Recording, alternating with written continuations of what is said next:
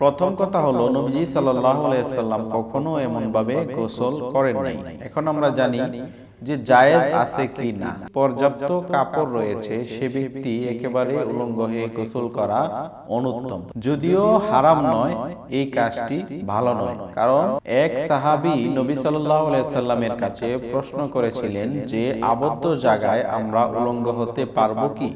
নবীজি উত্তরে বলেছিলেন, আল্লাহু আহাক্কু আইয়াস্তাহিয়া মিন। আরে আল্লাহর সাথে তোমাদের আরো বেশি লজ্জাশীল হওয়া উচিত। কারণ হচ্ছে আল্লাহ তাআলা সব জায়গায় দেখেন তোমরা কি করতেছো, কিভাবে আছো, এটি আল্লাহ তাআলা সব সময় দেখেন। সুতরাং আল্লাহ তাআলার সামনে আরো বেশি লজ্জাশীল হওয়া উচিত। তার মানে হলো বদ্ধ জায়গায়ও তোমরা উলঙ্গ হবে না, অন্তত কোনো একটা কাপড় দিয়ে সতর্কে ডেকে রাখবে।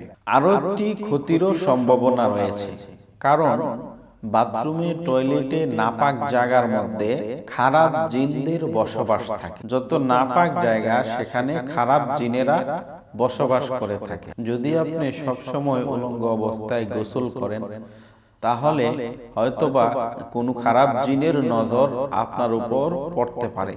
আর জিনের বদ নজর কোনো মানুষের উপর পড়া মানে তার জন্য অত্যন্ত ক্ষতির কারণ হয়ে যাওয়া, যা দৈনন্দিন জীবনে আমরা দেখতে পারি যে কিছু মানুষের অস্বাভাবিক আচরণ, কিছু শিশুর অস্বাভাবিক আচরণ, এগুলা জিনের আসর হতে পারে।